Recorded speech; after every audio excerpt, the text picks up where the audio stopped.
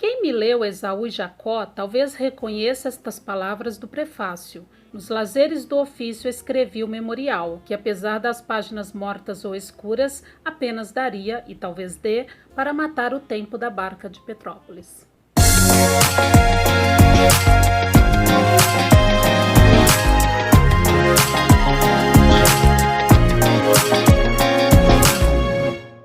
Oi gente, tudo bem com vocês? Aqui quem fala é a Cecília Frazão e eu estou neste vídeo trazendo o nosso primeiro livro daquela lista de livros que eu separei para 2022. Eu estou aqui com a primeira obra, que é essa daqui, Memorial de Aires, de Machado de Assis. Esta obra é uma obra importantíssima na nossa literatura. Ela foi escrita entre 1888 a 1889, mas foi publicada em 1908, que foi o ano de morte do Machado de Assis.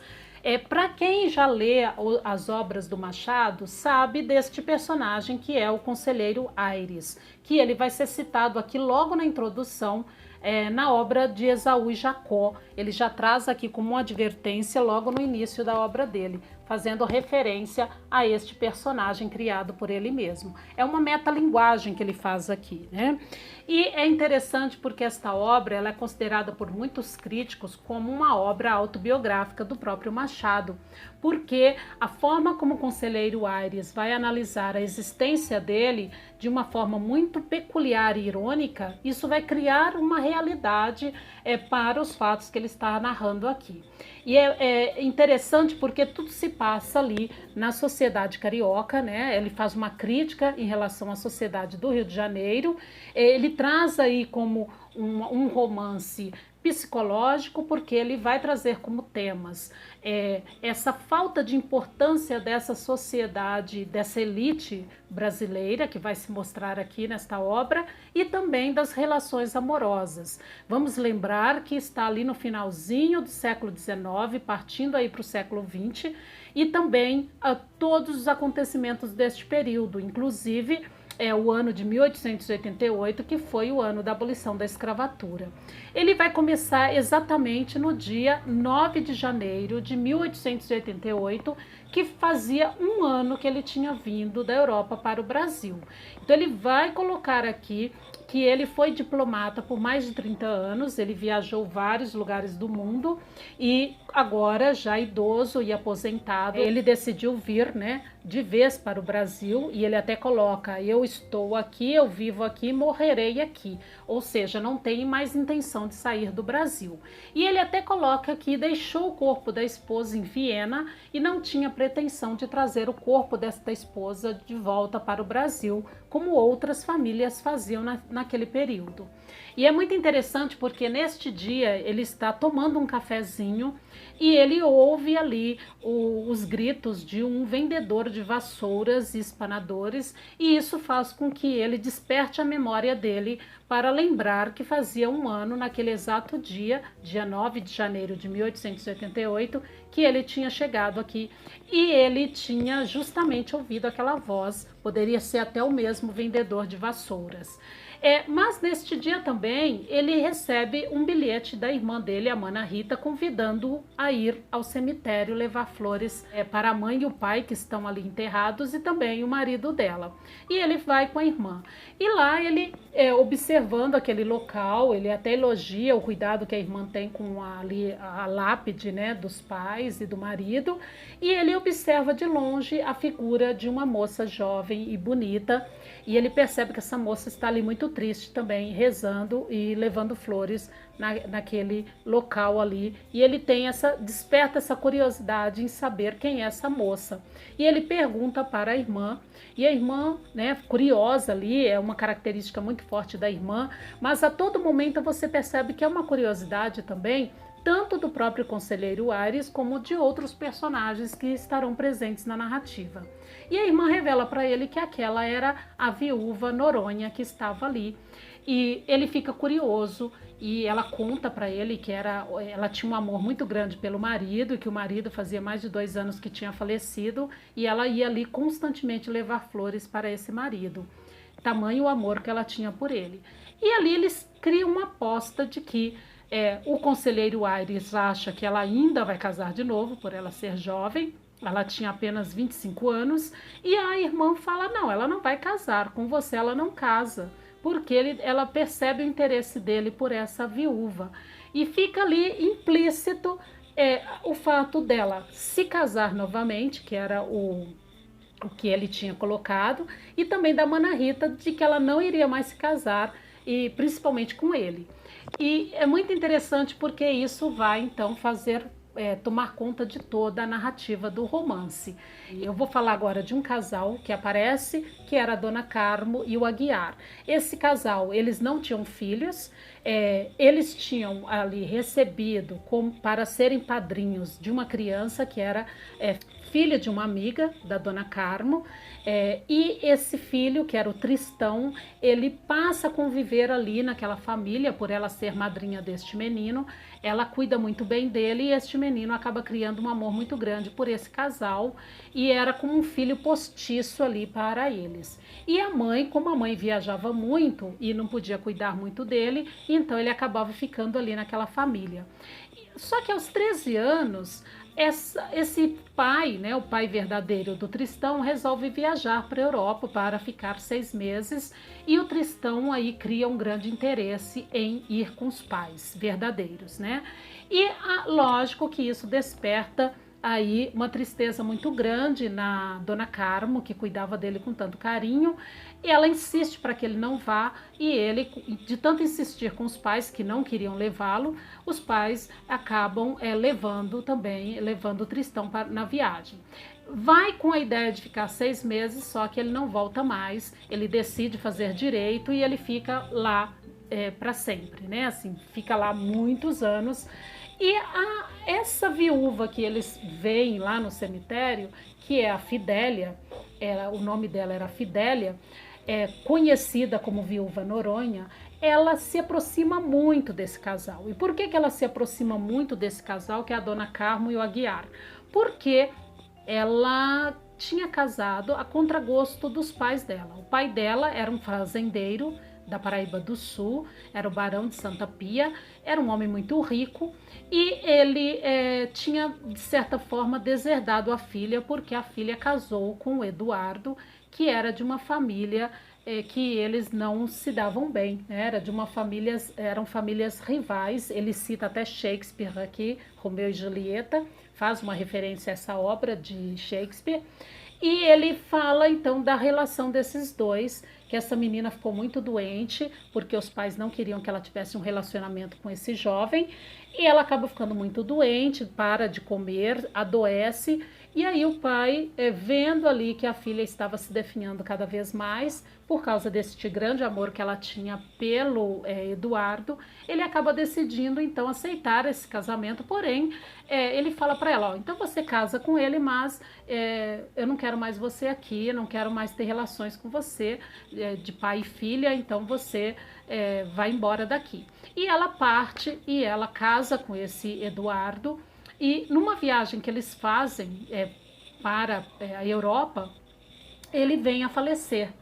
E ela faz de tudo e traz o corpo dele para o Brasil. E é interessante porque, a partir daí, a Fidélia, que não tinha o amor do pai, por ter sido aí deserdada pelo fato dela ter casado com o Eduardo, ela acaba criando um carinho muito grande por esse casal, que a tem também como filha postiça.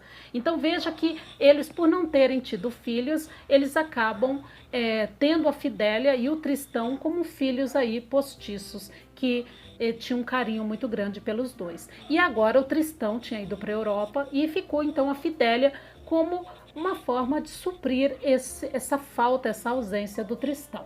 O casal, que é a Dona Carmo e o Aguiar, eles vão comemorar bodas de prata, e eles convidam a Mana Rita e o conselheiro Aires para estarem nesta festa. E lá nesta festa é que ele cria então aí uma relação mais próxima com a Fidélia, e porque ali eles todos juntos, ele percebe o amor desse casal para com a Fidélia, então eles ficam ali muito próximos, muito conhecidos nesta festa, e ele passa a frequentar a casa deste casal, e o grande interesse dele a todo momento era a Fidélia. Isso fica muito evidente em toda a obra. fica muito evidente também ali a aposta que ele tinha feito com a irmã de que ela não se casaria de novo. E ele faz de tudo, ele quer saber o dia a dia dela, ele quer saber onde é que ela está, toda vez que ela aparece naquela família, ele fica curioso em saber o que, que ela está fazendo ali, e assim desenrola a narrativa até o momento que o pai dela, da Fidélia, ele vem visitar o irmão, que era o tio da Fidélia, que era o Campos, que foi um tio que ajudou muito neste casamento dela com o Eduardo. Ela tem uma relação de afetividade muito grande com esse tio. Neste período está havendo ali a lei da abolição da escravatura. E é legal porque ele traz aí que muitos dados em relação a este período. Eu vou até ler para vocês aqui, porque este homem era um grande fazendeiro, ele tinha escravos, muitos escravos na fazenda dele.